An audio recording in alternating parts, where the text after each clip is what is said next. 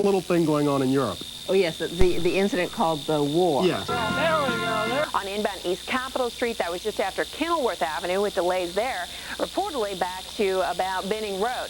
Northbound on 270, fuel spill in the roadway. This is northbound up near Falls Road, so just as you get into the Rockville area, only one lane blocked off here, but I would expect some delays forming, if nothing else, because of the distraction. Southbound on 270, leaving Hyattstown, still a problem, volume in place, and an old accident lingers on right near 109. Let's go ahead and do the camera check, take you onto the Beltway. Here we are on 495. This is in the College Park area. The pace here has improved. It's been slow a good part of the morning because of some sunshine delays for the folks on the inner loop on the right-hand side, but it looks like their pace has improved considerably in the last several minutes. Here's the scene up the pike a little bit. If you are going to travel through Silver Spring near New Hampshire Avenue, still slow through the work zone until you get to Georgia Avenue. The American Legion Bridge looks great in or out of Bethesda. And here's the scene on southbound 270, still slow from Hyattstown down to Germantown and slow on and off as you approach Gaithersburg.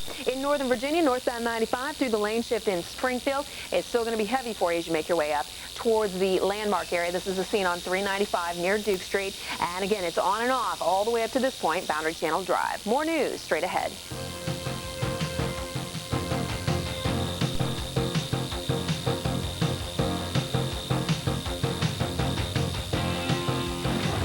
Sound, Don, or what?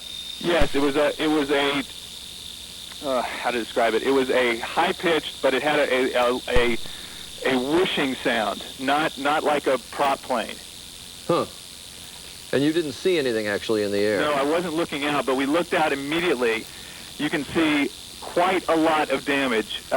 If it was an airplane, it had to be huge because it hit way up in the World Trade Center. I would say it's probably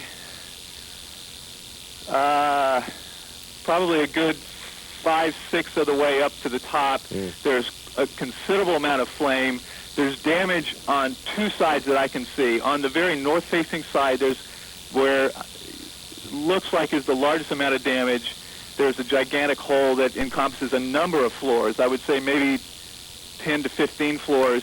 And then on the left side, which would be the east side, there's considerable damage as well, and lots of flames and smoke coming out of it. You know, I don't know that people outside New York realize it, but these two buildings are essentially cities in and of themselves. I mean, there's 30 to 40,000 people, if I remember the number, and I'm doing this from memory. Yes. Number of people who actually work in these buildings, and this obviously occurred at the time that people were coming to work. Don, are you saying that this sound was striking enough that you heard it? Absolutely. I noticed it before the explosion. I noticed a sound like something was very low and shrieking across the sky. And then I heard the explosion. And which of the two towers is this? Because, again, we're just seeing an angle that's a little deceptive. This is the West Tower. Mm-hmm. Now, we're hearing somewhat faintly in the background, Don, as you talk to us. And he put a little battery in me. I'm told that it may be a twin-engine plane that simply smashed. It looks like it went head-on, smack into the World Trade Center building. One could only... Right now we're getting information, Al, that it was a small commuter plane, and of course we'll let people know as soon as we have more information as to what actually caused this, and of course on everybody's mind who might have been hurt as a result of this terrible, terrible incident. We're going to be talking to more eyewitnesses coming up in just a few minutes.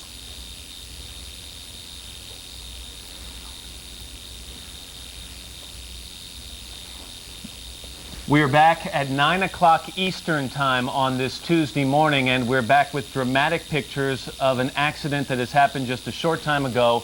You're looking at the World Trade Center in Lower Manhattan, where just a few minutes ago we're told that a plane, some reports are that it was a small commuter plane, crashed into the upper floors of one of the Twin Towers. You can see fire and flames or smoke billowing from that tower. There is a gaping hole on the north side of the building. That's the side you're seeing to the left-hand side of your screen right now, and other damage to the west side of that building, which is to the right side of your screen.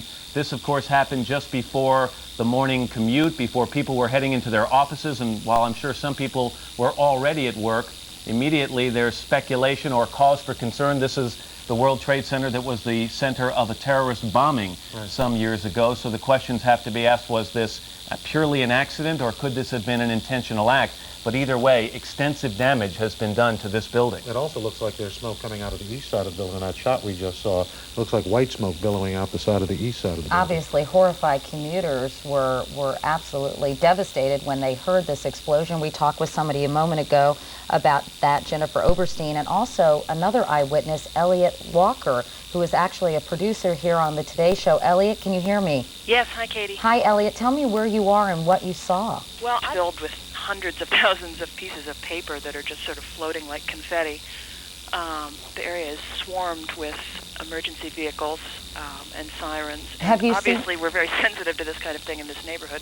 Elliot, have you, of course, because of the incident that occurred in the early 1990s, have you seen any evidence, Elliot, of people being taken out of the building? You say that emergency vehicles are there, understandably so, but of course the major concern is human loss. I mean, do you know if there were many people in the building? Oh, another one just hit. Something else just hit. A very large plane just flew directly over my building, and there's been another collision. Can you see it? I can see it on the shot. Oh my! Something else has You know what? and We that just looked more saw a like plane circling the building. We just saw a plane circling the building a second ago on the shot right before that. I think there may have been another impact. Can you tell? I just heard another very loud bang, and a very large plane that might have been a DC-9 or a 747 just flew past my window, and I think it may have hit the Trade Center again. To be honest, Elliot, I didn't get the impression that it was that big a plane. It looks big from here. I did see a plane go by a second ago, though, and it has now impacted the building. I'm trying to see if it's the different tower. I think it may have been. I believe the first one was World Trade Center 1, and it looks, from what I'm seeing on television, like it may have been the second building that was hit. This is a piece of tape, and we may actually see another plane enter the picture here in a second. I wonder if there are air traffic control problems. Let's go back to Jennifer Oberstein, who was talking to a second ago. Jennifer, did you see this happen? Hello? Did you just see this happen, Jennifer? Matt, I've never seen any. It looks like a movie. I saw a large plane, like a jet, go immediately headed directly into the World Trade Center. It just flew into it, into the other tower, coming from south to north. I watched the plane fly into the World Trade Center. It was a jet. It was a very large plane. It was going fast. It went past the Ritz-Carlton Hotel that's being built in Battery Park. It flew right past it, almost hit it, and then went in. This is so shocking, of course, to everybody watching. I've never seen anything like it. It literally flew itself into World Trade Center. Obviously now we move from what appears to have, there it is right there. Again, I'm looking from south to north, and it went into the one on the right. That appeared to be at least a 727. We saw it a second ago. Here comes the videotape that we just showed you. You will see what appears to be a large plane. It could be a 727 right there, maybe even bigger, flying right into the side of the World Trade Center. It was at least a 727.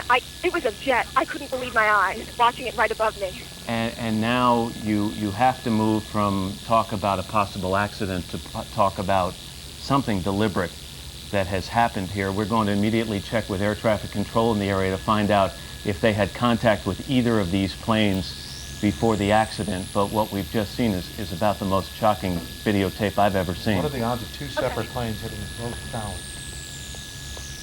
Elliot, are you still there? Hello? Elliot? Yes, I'm still here, Katie. So, Elliot, what can you see right now from your perspective? I don't face in that direction. I can't see anything personally. Impossible to understand why this is happening and to figure out what in the world is going on. I think we have to be grateful that the first plane hit before 9 a.m., but it's now after 9 a.m., and I just wonder how many people were in those offices. Well, hopefully that they were evacuated following the first incident, and we can only hope that there was a very short period of time from when we first learned about this was probably about 8:50 Eastern Time. This second incident occurred about 9:05, and so obviously that would be a short amount of time to get people out of the building. Ali Eberhard is another witness. The towers of the World Trade Center, but I don't believe it's one of the two top ones. No, it's not. It's about the 30th floor. It is not up there. And by the way, for those who are wondering about the structure itself, both towers appear to be structurally sound. They're not. It with a wing, and if it did, of course, then there's the frightening prospect that the plane would have crashed right on the streets of very busy streets of New York.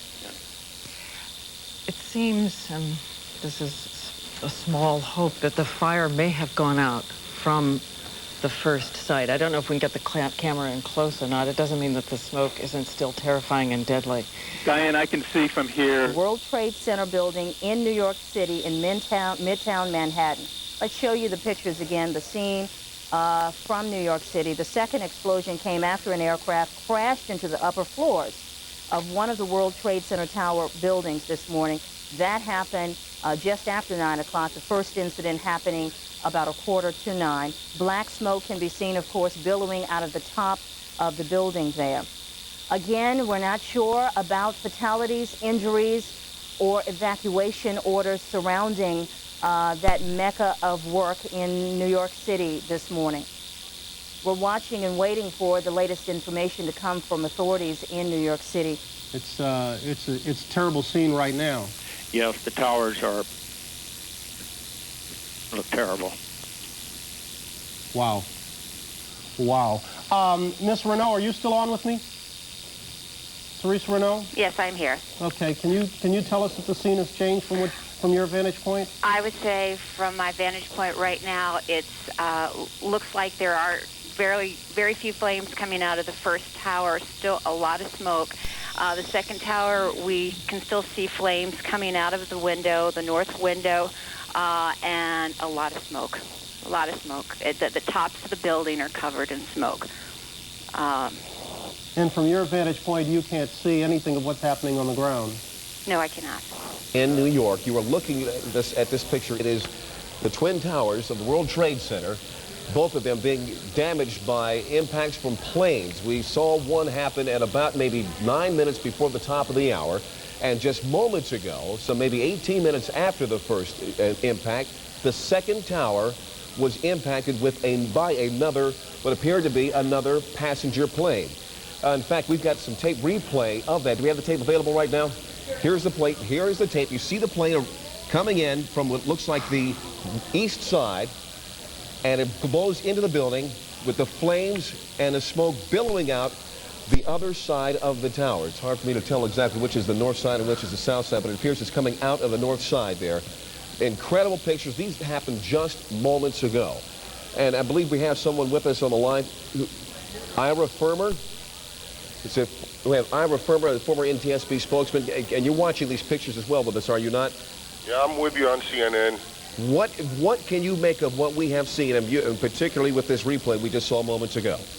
That's absolutely inexplicable. There shouldn't be any aircraft in that area, much less something heading what looked like deliberately. Navigational equipment failure or some sort of a navigational quirk by beacons or whatever? No, you've got incredibly good visibility at this point, and no pilot is going to be relying on navigational equipment in such a circumstance that would cause them to crash into the World Trade Center. How far out of the way from an approach to either LaGuardia or Kennedy would a plane have to be to hit the World Trade Center? There are approaches that come up along the Hudson. Of course, it was in 1993 that we had that bombing underneath when a group of terrorists apparently were trying to topple one tower into the other and set off a big truck bomb in a parking garage beneath one of the towers and caused dozens of injuries. And, thousands of others were injured, 6 people killed. Yes, 6 people were killed in that. And this actually is a familiar story to New Yorkers after a B-25 plane actually hit the Empire State Building, but that happened in dense fog, and we're looking at a bright, sunny day today. NOC is investigating reports of a plane hijacking before the crashes. This could conceivably explain how such a large commercial jet could end up flying into one of the towers. One of the things about flying around in New York is that it is a very busy air traffic area, and the possibility of so large a jet being able to take off from anywhere in the area and crash into one of those planes is looking into reports of a jet being hijacked in the New York City area. It may well be that we know where that jet or 2 jets went. Okay, we'll have more on this breaking story as soon as we come back from this break. Stay with Headline News. Charlie. There. Hello?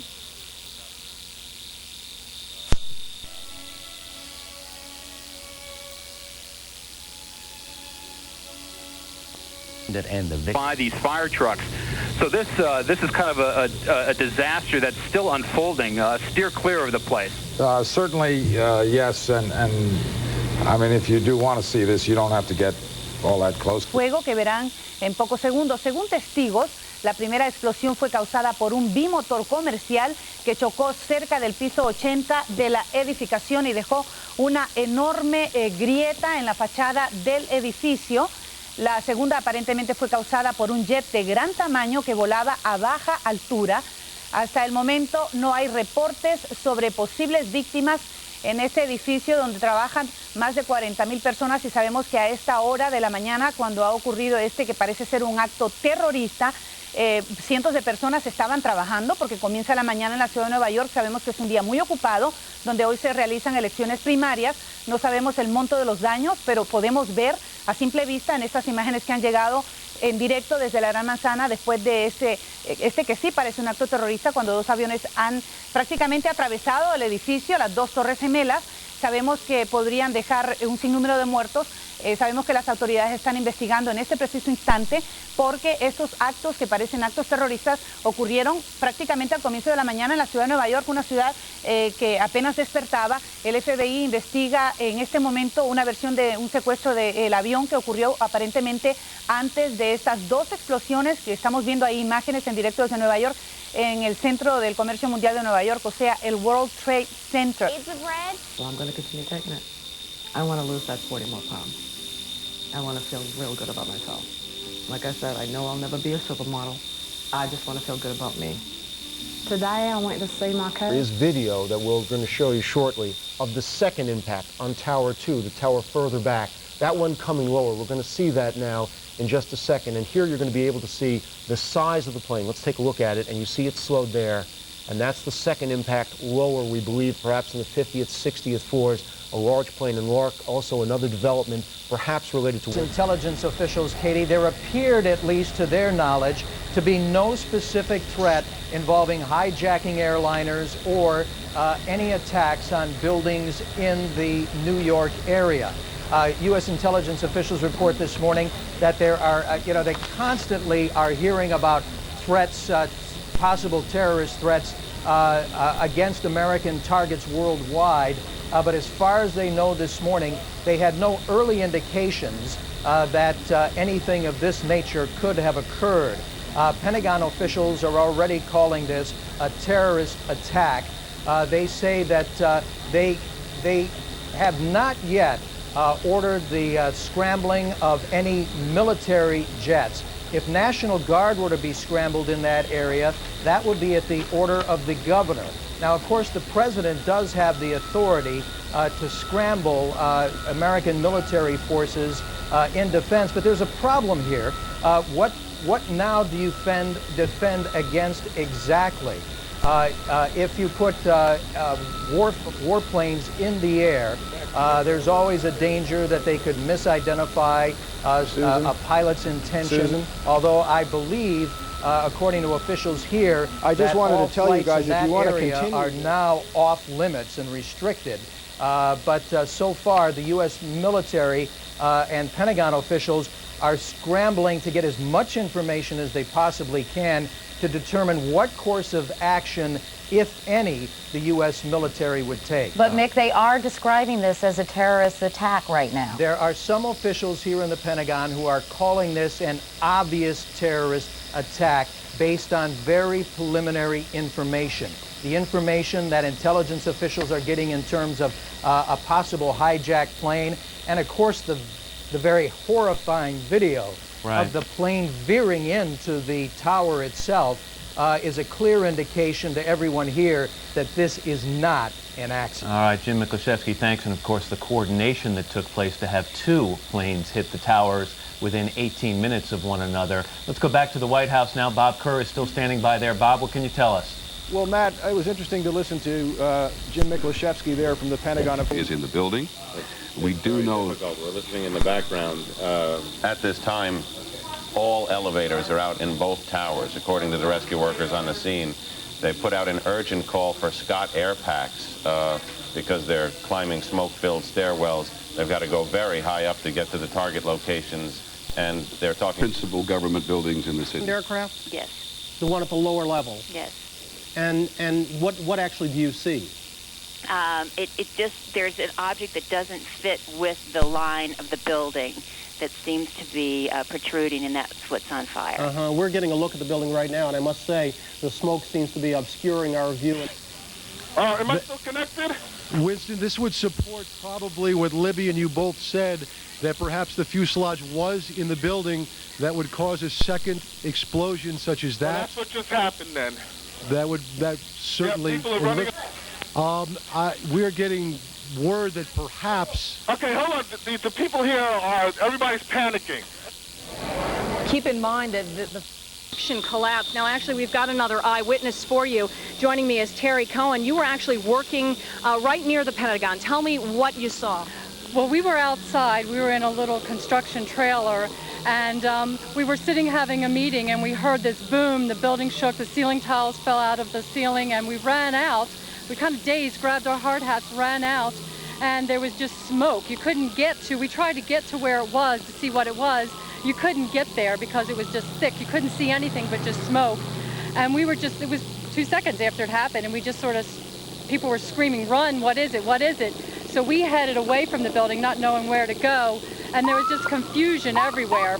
Then 10 seconds later, people came up and were saying, in security, saying, just get away from the building, we don't know what it is, just get away from it. But as we walked away, as we started getting away, there were people on the road, because we were very close to the exit, and they were saying, oh my God, did you see that? It was an airplane. It was an airplane. Just came, and they kept saying it was a big airplane. I kept thinking, I thought maybe it was just from National Airport. An airplane had hit us.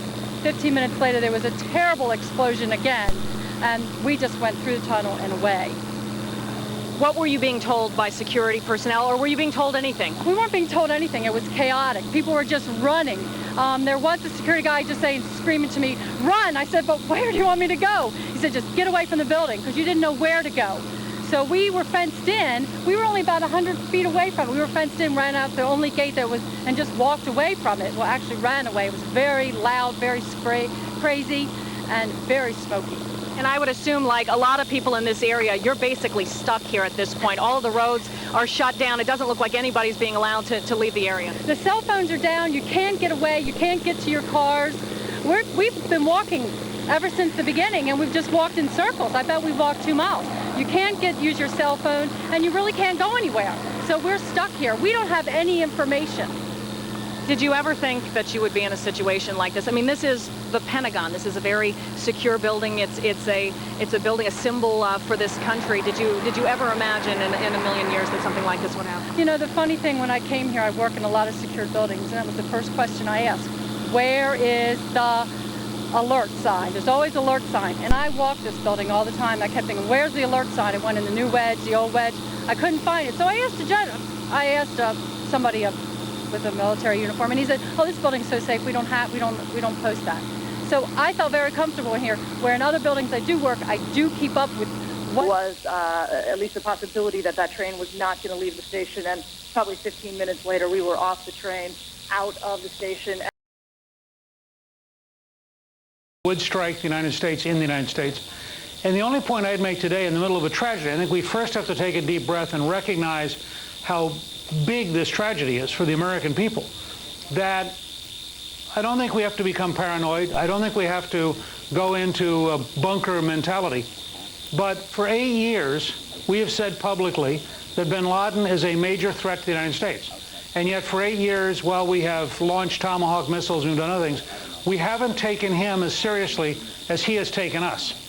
And all I'm suggesting is that if we don't have a decisive response to convince observers that you cannot kill innocent Americans in peacetime without retaliation of severe proportions, that other groups and other people will decide that the most open society in the world quite so relaxed if the president was returning to the White House. And you heard John Cochran report from Florida a while ago that there is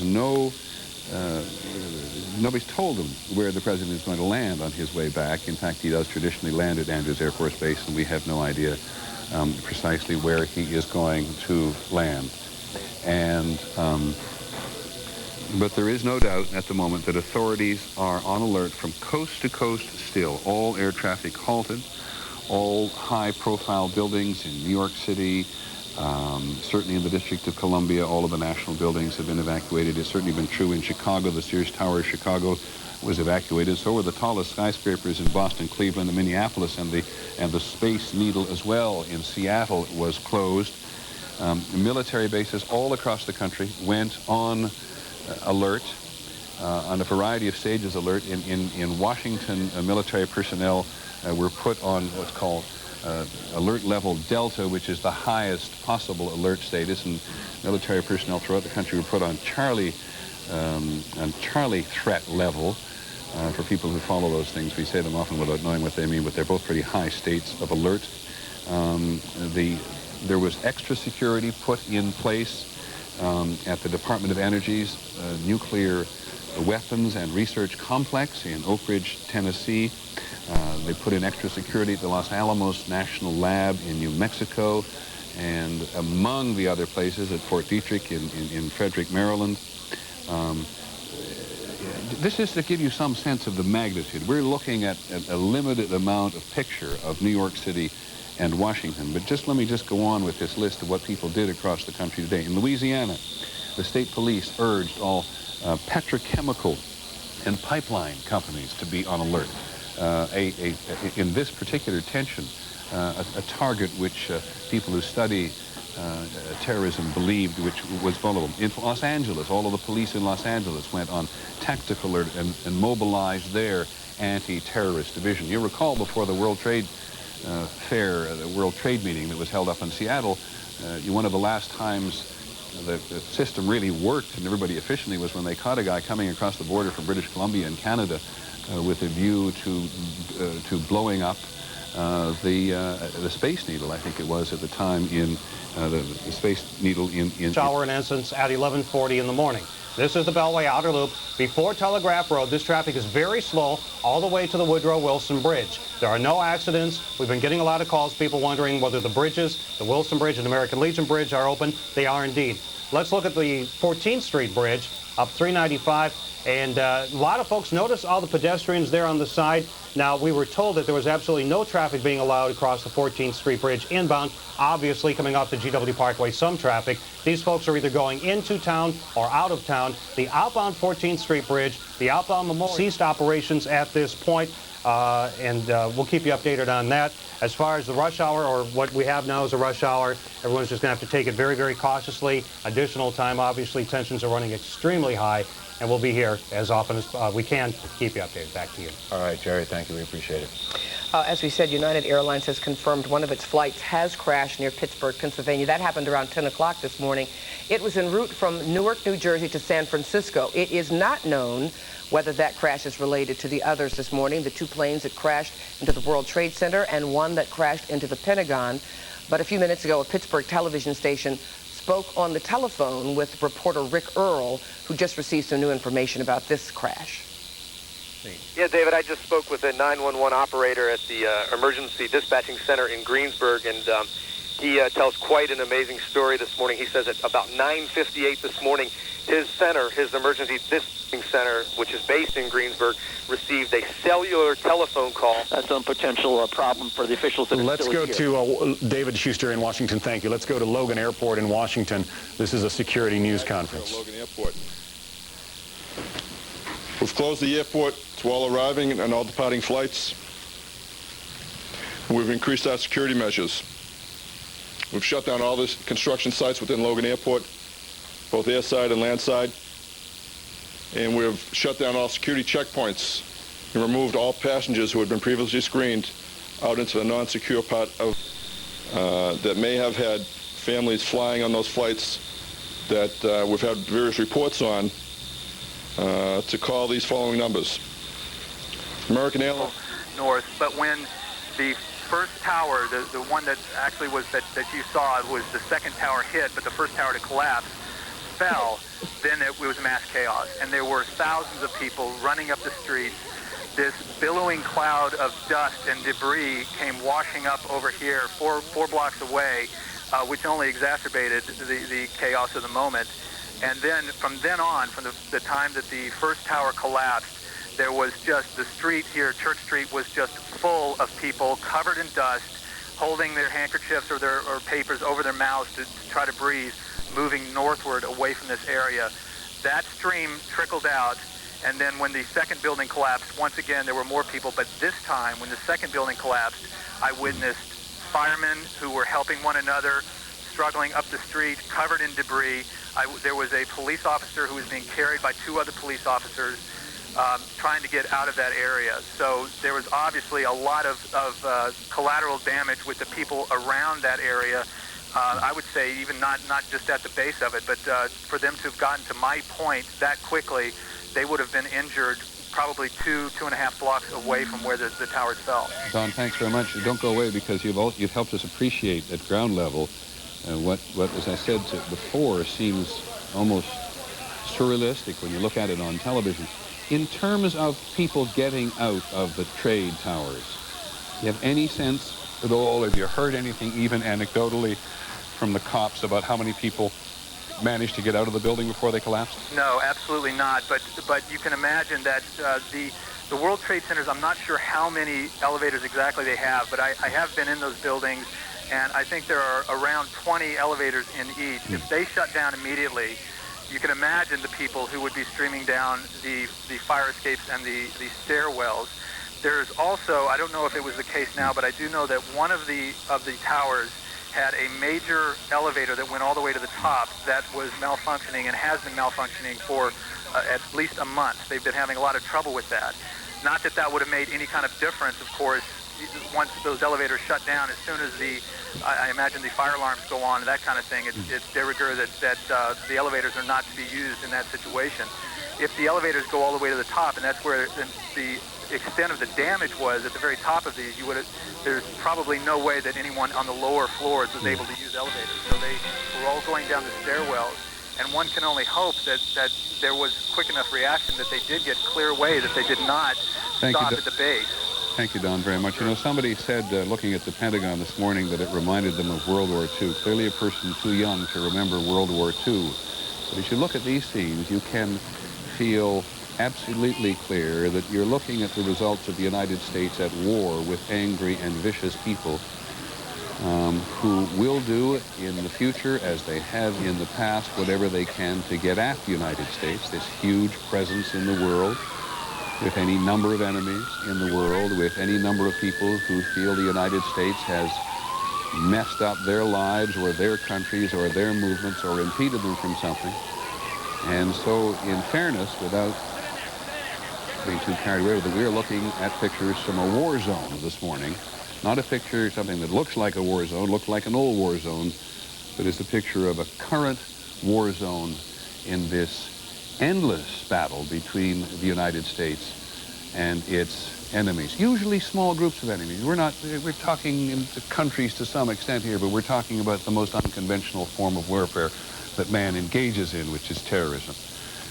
Designed to cause terror, designed to have an impact on the psychology of Americans, designed to show that the United States is vulnerable. What better expresses American vulnerability than to watch these? A chance he will be making some kind of statement, but the president is safe. The Secret Service is simply not saying where he is.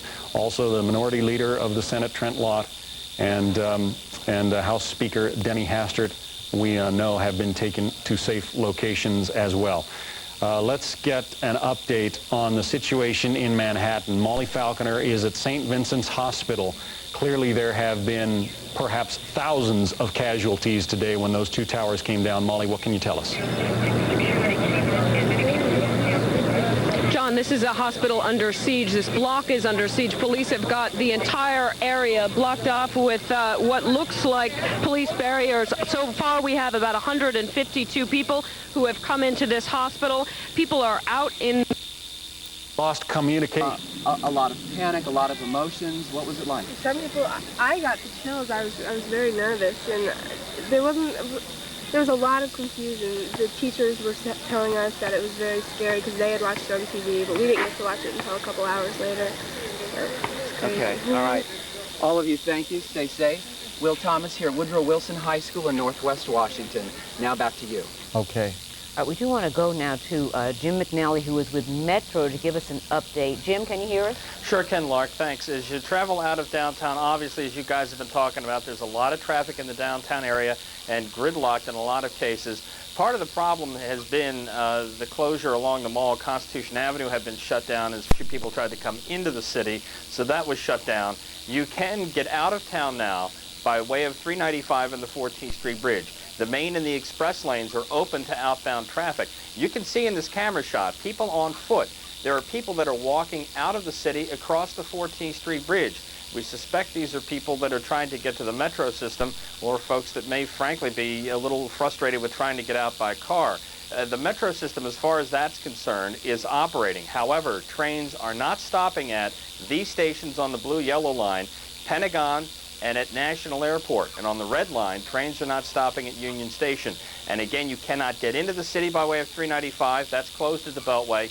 Route 50 in Virginia is shut down at Washington Boulevard. And Route 1 in Crystal City is shut down northbound at Glebe Road, so you can't get into town.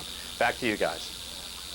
Now you have Metro traffic. Would you want to make that? On the runway, getting ready to take off, we're told to return to the airport and to have all of their passengers exit the terminals and get out of the airport. Lots of people walked. They had no other way to get out of here. There was a mass exodus. Obviously, with the Pentagon hit so very close from here, authorities suspected that this was going to be another target.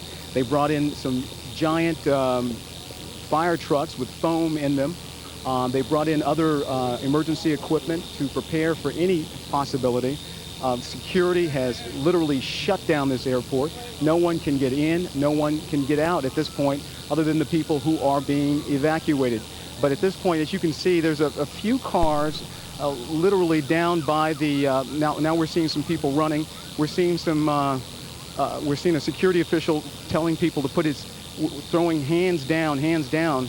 We're not sure exactly, we're hearing something now. We're hearing what sounds to be an aircraft approaching the area. But I think it's a metro train that we see passing by, but it sounded like aircraft in the air. We know that no aircraft is supposed to be inside of this area. Now there is a jet, there's a military jet. I know you can see it now. There's a military jet flying above us here at Reagan National Airport right now.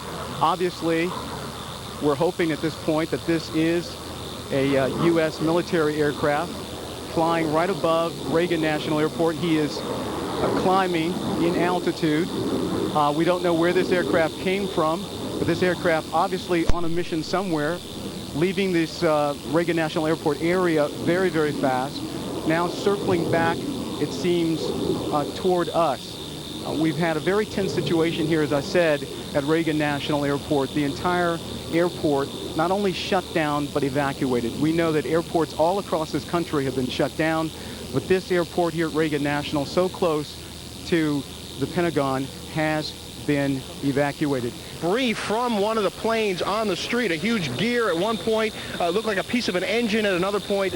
So that debris is still littering that area up there. They had roped it off with police tape, and they had FBI agents out there, and that was just before the first tower came tumbling down and everyone went running away. So there's evidence out here. There's a lot of work left to be done, and as you can imagine, the streets are a bit chaotic at this point. But I just want to show you one drastic difference looking north as opposed to looking south. Blue skies, clear streets, not a lot going on over there, but then come back around this way, Dan, and you'll see just smoke billowing from the scene. Still obviously a major disaster waiting to be cleaned up. Back to you, John. All right, Rick Leventhal in Lower Manhattan, thank you very much. A dark day in America, September 11th, 2001. 2 planes strike the World Trade Center, obliterate it.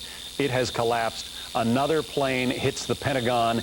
It is still on fire, and we may not be done yet. Britt Hume, our Washington managing editor, is in D.C. Britt? John, just some notes from our State Department reporter, Terry. To a loved one or somebody they're trying to reach by cell phone or by telephone, and they're not able to reach them. We should tell people there's a lot of traffic outside of the downtown area. There's a lot of gridlock, and people are having trouble communicating by telephone, and they're having trouble reaching their homes right now, too, aren't they? Yes, they are. One of the first things we noticed, particularly this morning, now the situation has eased now, is that cell phone lines became jammed immediately. People were walking around trying to get in touch with their loved ones, trying to find out if their children were okay. They weren't able to get to buildings. Again, many parents had children in daycare centers in and around some of the federal buildings. They couldn't get to their children. They couldn't use a cell phone to call. Families had awfully tough times uniting with loved ones. And again, parking lots were jammed. Restaurants were closing down. And while the federal government officially shut down, businesses just on their own this morning, as the situation worsened, just took it upon themselves to say, hey, you've got to get out of here. You've got to get downtown. And believe me, as people are walking downtown and we would hear in the distance military aircraft, heads would simply point to the sky, everyone looking and wondering, what was it? Is it going to be another plane crash? And at the same time, as you might imagine, in all the federal buildings downtown, the rumors were flying. Rumors that there had been some sort of incident at the State Department. There was not. Rumors that there was another renegade plane that was headed for Washington. At the time, it was not. So all of these things are circulating, all of the talk going on, and people basically not knowing. James, I want to interrupt you here. James, excuse me, I want to interrupt you here. We just got word that United Airlines is confirming that a second one of its planes has crashed.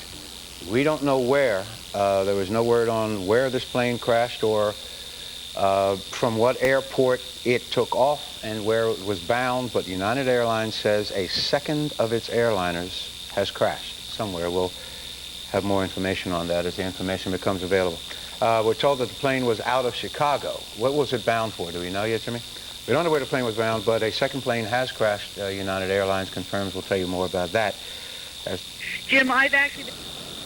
Good morning, Dell. Well, we have been here at the corner of Independence Avenue at the Ellipse for many hours now, and for most of the time, the traffic has looked like this, basically at a standstill in both directions. Right now, you do see a little bit of traffic moving in the westbound direction, but traffic's been very, very heavy for hours. I want to take you on a little tour of our location. The Ellipse has been closed for about the past hour and a half. When Secret Service showed up, we saw a number of officers showed up. They donned flak jackets and they told everyone who was standing on the Ellipse to get off of it.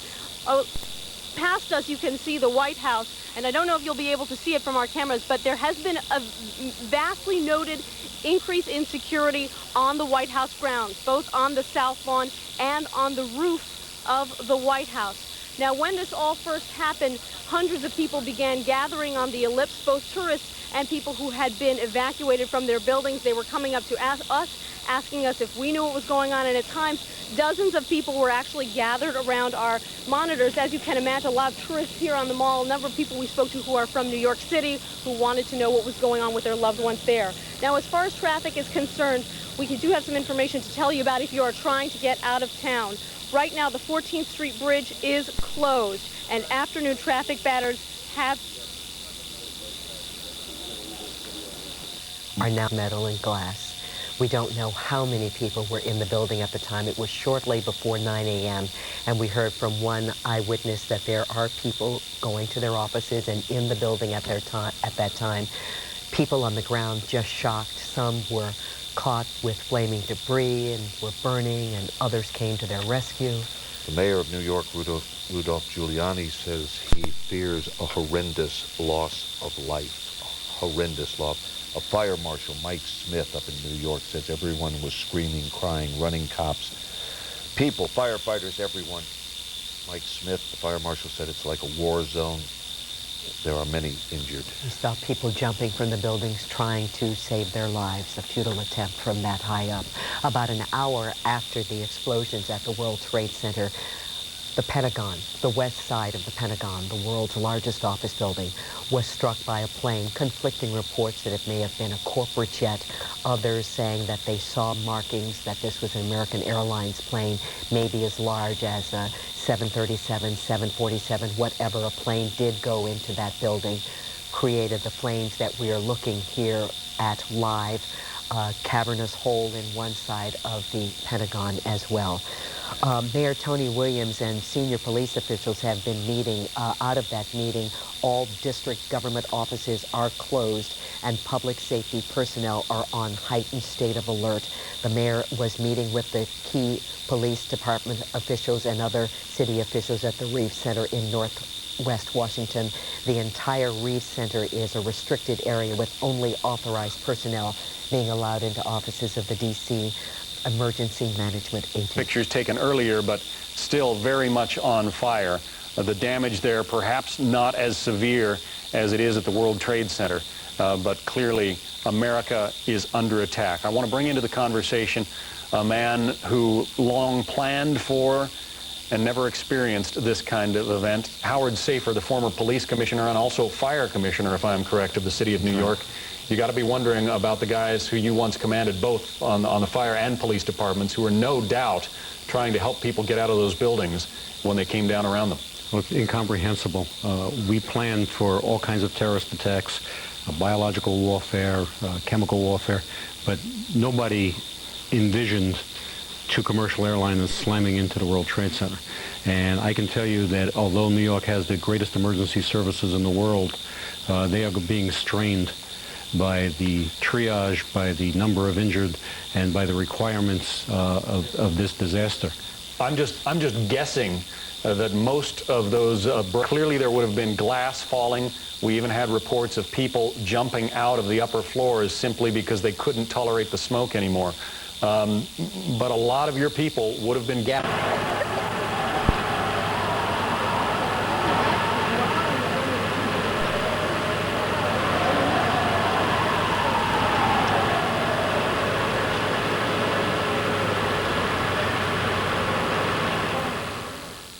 Act of terrorism. Two hijacked planes crashing into the World Trade Center, collapsing what was once one of the tallest buildings in the world, leaving a scene some described as a nuclear winter.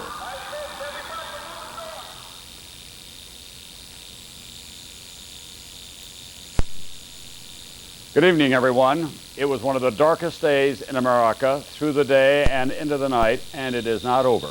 New York and the nation will never be the same. What was once a symbol of America's might is tonight a scene of utter devastation. Piles of rubble, acres of gray ash, a death toll that some estimate could reach into the thousands. Hundreds of rescue workers, very little hope in the rubble of the World Trade Center. And this is the scene tonight at the Pentagon, hit by another hijacked plane shortly after the attack on the World Trade Center.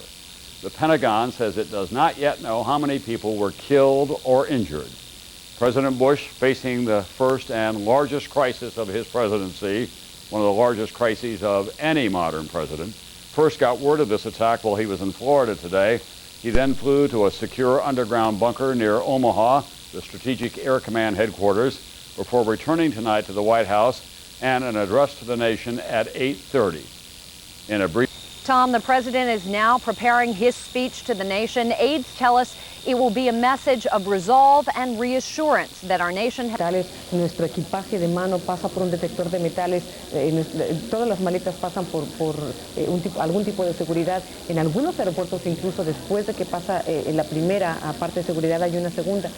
¿Qué pueden hacer para tratar de evitar ese tipo de... especialmente cuando entra una persona con un cuchillo? O sea, un cuchillo... Se esconde una pistola. Como hemos discutido anteriormente, existe el modelo israelí. Prime suspect, of course, on everybody's tip of everybody's lips is Osama bin Laden, housed in Afghanistan. We saw earlier live pictures of Gov, and that is a source of information. More importantly, though, it is an outlet for anybody to report information about these attacks. Anything that you may have seen or not seen, the address there is on your screen. Seen being anything that out of the ordinary struck you as the events unfolded, or not seen, where you thought that something should have been taking place and it wasn't, and that raised your suspicions as well. There's the website on your screen, IFCC, either .fbi.gov or IFCC.fbi.gov. Try both of those. We also have a 1-800 number, which is a source for people to leave contact information if you are a victim or a family of somebody who has a victim in their family as well, call this number. You can leave contact information. You can also get information from them about your loved ones. The number there is on your screen, 800-331-0075. The U.S. military aircraft carriers, they left the U.S. Naval Base in Norfolk, Virginia, and they will provide additional air defense for Washington and for New York.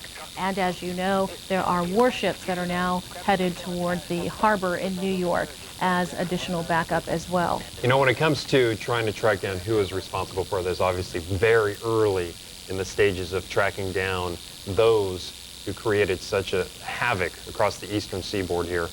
But a few things that perhaps even those who pulled this off didn't realize is the modern day technology. Folks have cell phones on airplanes, and as tragic as it may seem, there were at least 2 cell phone calls that we know of on 2 separate flights today that were in San Francisco that crashed about 80 miles northwest of the presidential retreat Camp David. An individual on that plane dialed 911, claimed that he was locked in the bathroom and that they had been hijacked. Those were his words: "We are being hijacked, we are being hijacked." Lives were suddenly ended by evil, despicable acts of terror. The pictures of airplanes flying into buildings, fires burning, huge structures. Thank you very much for speaking with us. We'll be in touch again. Okay, thank you very much, sir. Thank you. All right. Back to the New York Bureau and Tim Cavanaugh, who... And then I was on a conversation with his brother, and he told me that... Into the stairwell, and certainly the elevators were not working. He got out, and shortly after that, that building came down. It was that kind of a day, and there are going to be so many more of those stories, an untold number at this hour, hundreds, perhaps thousands. Dateline's Jane Pauley takes us through some of the horror of this day and what happened at the World Trade Center.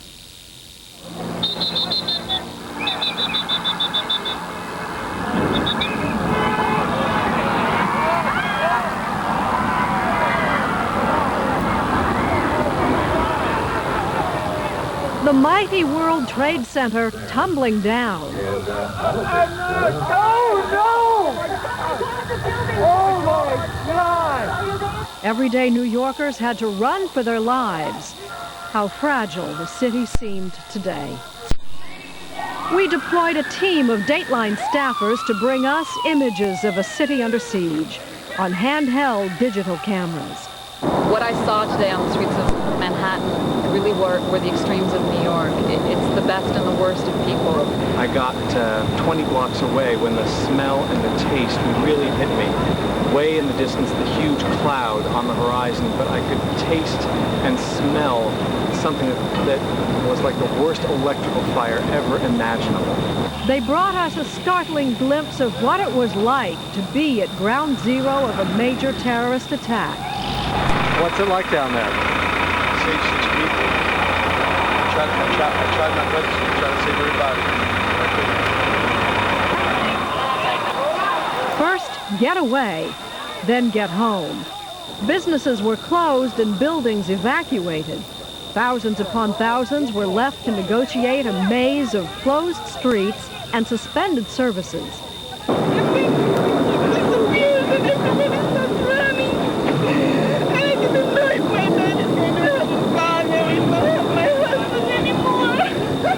There was a real sense of panic on the streets among the tens of thousands of pedestrians, and it was easy to see why. Look to the horizon on the south, and you see an enormous gray-black cloud from the explosion. As they moved towards safety uptown, people tried to keep up with the flurry of events any way they could. Even the wounded walked. This woman was on the 19th floor of the World Trade Center when the first explosion hit. Hurt, but lucky to get out before the building collapsed. We found her 30 blocks north, heading to Bellevue Medical Center. A huge cloud of gray, huge cloud of gray came and everyone started running and stampeding and everyone was falling on the ground. And I don't know what knocked me over. I don't know if it was the person or just the force of the wind. But I fell down, I just covered my head. I prayed that a building would fall on me, and I really thought I was going to die. Doctors and medical students lined up like extras on the set of a disaster movie. Almost immediately after the attack, along with all three major airports, the city's subways, bridges, tunnels, and major highways were all closed. The FDR Drive, normally a winding snarl of congested traffic, empty. Thousands of commuters from New York's outer boroughs were left stranded in Manhattan. By mid-afternoon, a police officer on the scene estimated that more than 20,000 people had crossed the 59th Street Bridge on foot.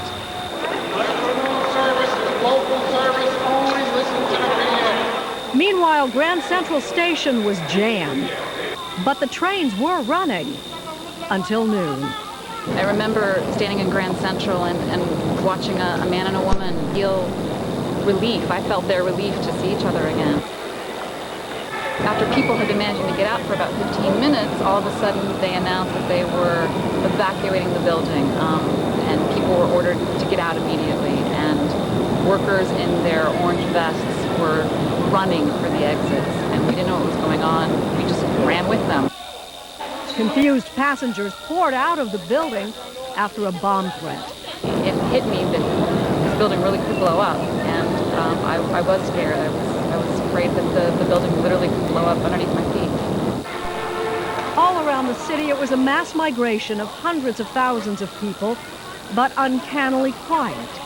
Perhaps it was the unspeakable horrors many had seen. It was orderly, but it was chaotic. Hijacked jets in the air, and one of them, American Airlines Flight 77, took aim on the Pentagon. It crashed in a fireball at 9:38. Meanwhile, the fourth plane, the flight from Newark to San Francisco, was heading west, and it traveled all the way into northeastern Ohio. The controllers monitoring radar watched as the jet then did a U-turn and headed back towards the East Coast. At 10:20, 2.5 hours after the four-pronged attack was launched, the plane crashed in a rural Pennsylvania field. I happened to hear a plane come through. It sounded like it was running normally. When it come down over top of me. And still have plenty of time left over to get outside and enjoy it. Weather.com on America Online. Keyword weather.